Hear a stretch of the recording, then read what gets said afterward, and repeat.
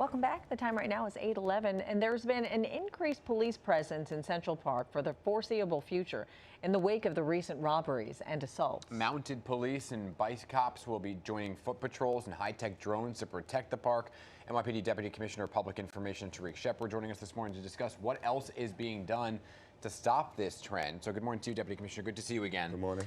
You know, there is a lot of concern, obviously, of what's going on in the park, right? So let's begin right now on what exactly the reports are that you're seeing in the park. We're seeing these young individuals really being responsible. So what can you tell us right now about some of the ones we saw just in the last couple days? Yeah, we did notice a spike in robberies in the southern end of Central Park.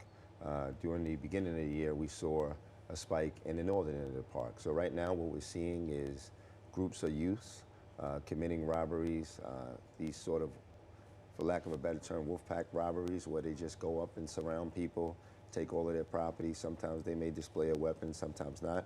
We do have a current pattern there where we know it's some of the same youth and doing these robberies, and many of them seem to be from, some of the migrant shelters, foreign countries, and things like that.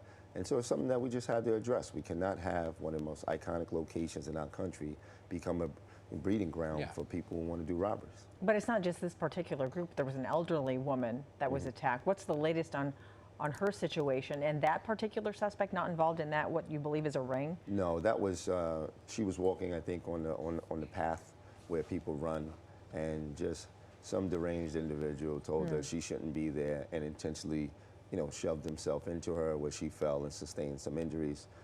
She's doing okay, she's stable, but obviously, just mentally that somebody would do that to you, she's a little shaken up. But, so obviously you're infiltrating the park now, 100 officers, right, going into the park. But the question for the youth that you're seeing, where are they going when they leave the park, right? Are they going back to a shelter? Are they, and do you know who they are individually then? Yeah, we see some of that. We see some of them going back to some of the shelters.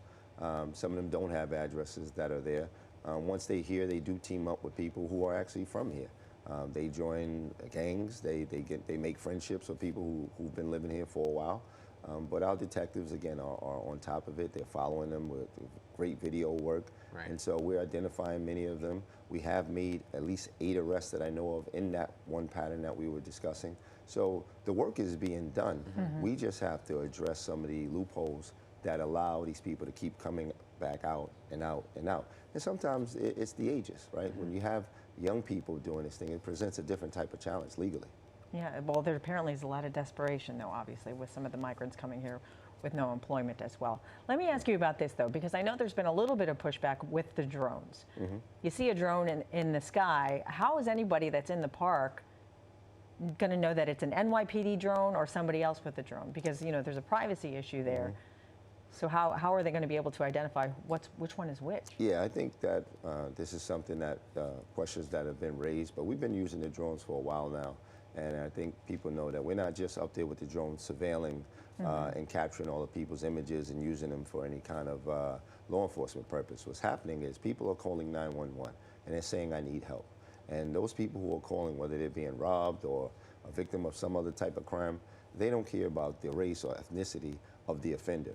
All they care about is that they need some help. And that's what our drones are designed to do.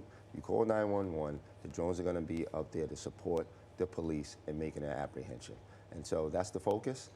We welcome anybody who wants to come in and see what the drone program looks like. We're very transparent, and we don't mind coming in and taking a look at what we're doing.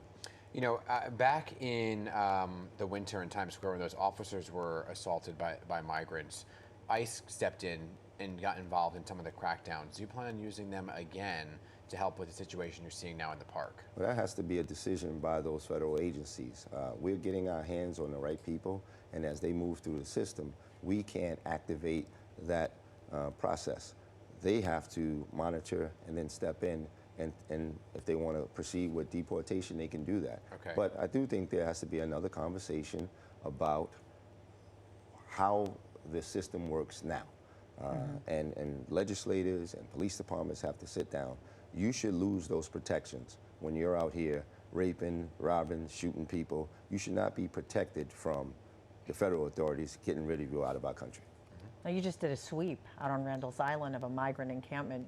were you able to get out of there? Yeah, I think we have to continue to monitor Rands Island, do some inspections up there, and take some action that is not that is not announced ahead of time, and just keep people aware that we know what's going on there.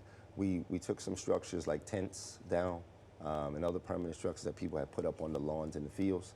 We towed some cars, mopeds, looked for people with warrants. So all of these things are just a way to continue to keep Rands Island safe and to make sure that we are just monitoring the situation up there. Yeah, I want to clarify one thing about the park, right? Because I think now people are going to assume that it's migrants who are committing all the crimes in the park. Right. So when you're looking at it at its totality, how much of the crime is migrant focused versus everyday crime? Well, if you look at Central Park this year, I think we have a pattern that we call, that you shall refer to as a migrant robbery pattern, just in Central Park.